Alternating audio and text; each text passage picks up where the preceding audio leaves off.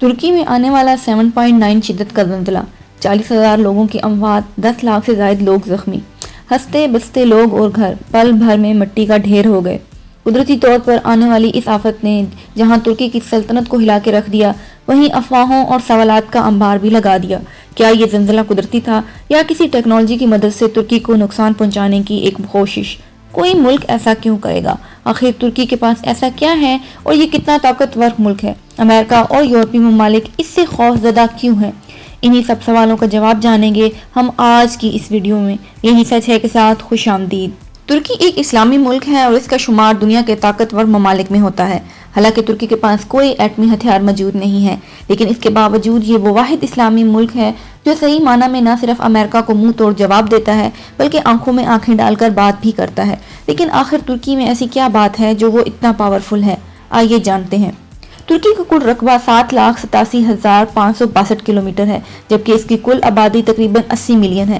جو بات اسے سب سے منفرد بناتی ہے وہ ہے اس کی لوکیشن۔ جی ہاں، یہ دنیا کا وہ واحد ملک ہے جو 2 براعظموں میں واقع ہے۔ یہ ایشیا اور یورپ کے سنگم پر واقع ہے، بلکہ اگر اس کو ایشیا اور یورپ کا دروازہ کہا جائے تو غلط نہیں ہوگا۔ اس کی یہی لوکیشن کی وجہ سے روس اور امریکہ دونوں ہی یہ چاہتے ہیں کہ ترکی ان کے کیمپ میں رہے۔ لیکن ترکی کی یہی لوکیشن ترکی کے لیے ایک مسئلہ بھی ہے، کیونکہ ایران کے دستے لاکھوں لوگ ترکی میں داخل ہوتے ہیں اور غیر قانونی طریقے سے یورپ میں داخل ہونے کی کوشش کرتے ہیں۔ اگر ترکی یورپ کا حصہ بن جاتا ہے تو یہ لاکھوں لوگ ترکی اور یورپ کے لیے درد سر بن جائیں گے۔ ان تارکین وطن کی وجہ سے ترکی آج تک اپنی لوکیشن کی وجہ سے یورپی یونین کا حصہ نہیں بن سکا۔ اگر بات کی جائے ترکی کی اکنامک کی تو ترکی دنیا کی 7ویں بڑی اکنامک پاور ہے۔ اس کا total G D P $836 billion ہے۔ ٹیکسٹائل، الیکٹرانک اور گاڑیوں کی مارکیٹ میں ترکی کا کوئی ثانی نہیں، جبکہ اس کی اکنامک پاور میں اس کی بیک بون کا کردار ادا کرتی ہے اس کا ٹورزم۔ ہر سال تقریباً 70 لاکھ سے زائد لوگ ترکی میں سیاحت کے لیے آتے ہیں۔ ترک آرمی کا شمار دنیا کی بڑی آرمی میں ہوتا ہے۔ ترک آرمی کی بات کی جائے یہ دنیا کی 8ویں بڑی فوجی قوت ہے۔ اس کے ساتھ یہ نیٹو فوج کا رکن ملک بھی ہے اور یہی بات اس کی پاور میں اضافہ کرتی ہے، کیونکہ ترکی کا مقابلہ کرنے والے ملک کو صرف ترکی کا ہی نہیں بلکہ ساتھ میں نیٹو افواج کا بھی مقابلہ کرنا ہوگا۔ امریکہ کے بعد اگر سب سے زیادہ کسی ملک کی فوج نیٹو کے اندر موجود ہے تو وہ ترکی ہی ہے، جس کی تعداد تقریباً 4,10,000 ہے۔ صرف آرمی یا اکنامک ہی ترکی کی پاور نہیں ہے، بلکہ ترکی اسلامی اتحاد کا سرگرم ملک بھی ہے۔ جب امریکہ نے مقبوضہ بیت المقدس کو اسرائیل کا دارالحکومت قرار دیا تو ترکی نے اسلامی ممالک کا اجلاس بلایا اور بیت المقدس کو فلسطین کا دارالحکومت قرار دے دیا۔ اپنے اس اقدام کی وجہ سے ترکی نے تمام مسلمان ممالک کے دل جیت لیے۔ اس کے ساتھ ہی ترکی اسلامی اتحاد کا بہت بڑا حامی ہے۔ وہ یورپ کی طرح ایک اسلامی کرنسی کا بھی حامی ہے اور یہی وہ وجہ ہے جس کی وجہ سے امریکہ اور یورپی ممالک ترکی سے خوف زدہ ہیں، کیونکہ اگر تمام اسلامی ممالک اپنی کرنسی لے کر آتے ہیں تو امریکہ کی سپر پاور اور ڈالر کا راج ختم ہو جائے گا۔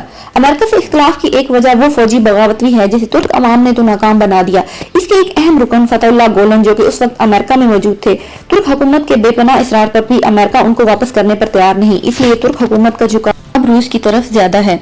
اس کے بعد اگر بات کی جائے 2023 کی تو 2023 میں جون میں معاہدہ لوزان بالآخر 100 سال بعد ختم ہو جائے گا، جو ترکی کی اکنامک پاور کو بدل کے رکھ دے گا۔ باسفورس سمندر جو کہ ابھی ایک عالمی سمندر ہے، یہ یورپ کی ترقی اور تجارت میں ریڑھ کی ہڈی کی اہمیت رکھتا ہے۔ وہاں سے گزرنے والے ہر جہاز کو اب ترکی کو ٹیکس دینا ہوگا۔ ترکی اپنے تیل اور معدنی وسائل کو استعمال کر سکے گا، کیونکہ اس کے بعد کوئی بھی ترکی کی اکنامک پاور کو روک نہیں سکے گا۔ ترکی IMF سے پہلے ہی جان چھڑا چکا ہے اور یہی وہ وجہ ہے جس کی وجہ سے امریکہ اور یورپی ممالک ترکی کے خلاف ہو چکے ہیں۔ اب سوال یہ رہ جاتا ہے کہ کیا یہ زلزلہ قدرتی تھا یا نہیں؟ تمام قدرتی آفتیں، سیلاب، زلزلہ، آندھی، یہ سب اللہ کے ہاتھ میں ہیں، لیکن انسان اپنے علوم کی وجہ سے اس قدر ترقی کر چکا ہے کہ سائنسی علوم کی وجہ سے وہ آرٹیفیشل بارش تو برسا چکا ہے کہ چاند اور خلا سے آگے بھی جا چکا ہے۔ آرٹیفیشل زلزلہ کوئی نئی ٹیکنالوجی نہیں ہے، بہت عرصہ پہلے ہارپ ٹیکنالوجی کے نام سے یہ وجود میں آئی تھی، لیکن ابھی بھی یہ مکمل طور پر سامنے نہیں آئی۔ اس پر ریسرچ ہو رہی ہے، ہو سکتا ہے یہ مستقبل میں مستقل کام بھی کرنے لگے، لیکن ترکی کا زلزلہ اس ٹیکنالوجی کا استعمال ہو سکتا ہے یا نہیں، ابھی مکمل طور پر کچھ بھی کہنا ممکن نہیں ہے۔ اب سچ کیا ہے یہ آنے والا وقت ہی بتائے گا۔